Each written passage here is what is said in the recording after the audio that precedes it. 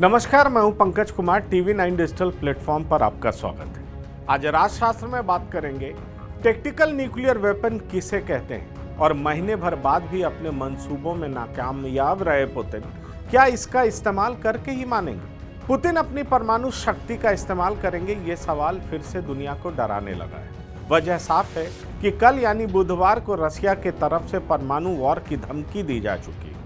दुनिया के कई एक्सपर्ट्स मानते हैं कि रसिया टैक्टिकल न्यूक्लियर वेपन का इस्तेमाल कर सकता है जो सीमित इलाकों में तबाही मचाने की पुरजोर क्षमता रखते हैं। जानकारी के मुताबिक रसिया के पास 1 किलोटन से लेकर 100 किलोटन की कैपेसिटी वाली 2000 न्यूक्लियर बम है। द न्यूयॉर्क टाइम्स की एक रिपोर्ट के मुताबिक युद्ध के मैदान में भयानक नुकसान और नाकामयाबी से परेशान होकर रूस ऐसा करने पर विचार कर सकता है।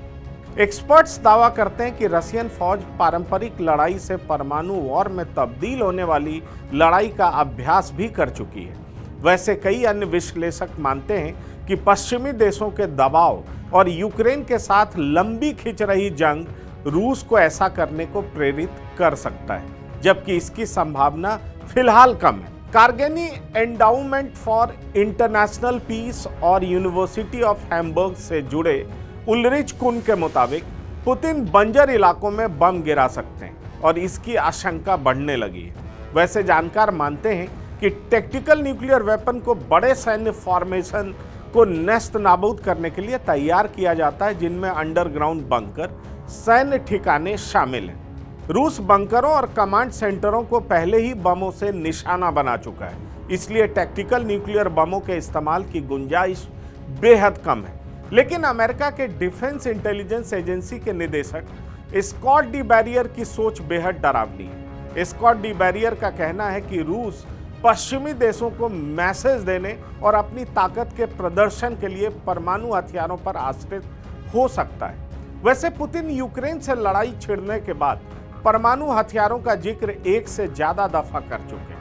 कई एक्सपर्ट्स के मुताबिक रसिया परमाणु हथियारों की बात कर नाटो को साधने की कोशिश कर रहा है, जिससे नाटो लड़ाई में कूदने से पहले 1000 बार सोचे। परमाणु हथियारों का इस्तेमाल शहर की तबाही के लिए किया जा सकता है, लेकिन इससे युद्ध के और भीषण होने और बाहरी देशों के दखल का खतरा बढ़ जाएगा और पुतिन के खिलाफ दुनिया के अलावा रूस के भीतर भी जन आक्रोश तेजी से फैलेगा और उनकी तख्ता पलट की भी ये वजह बन सकता है।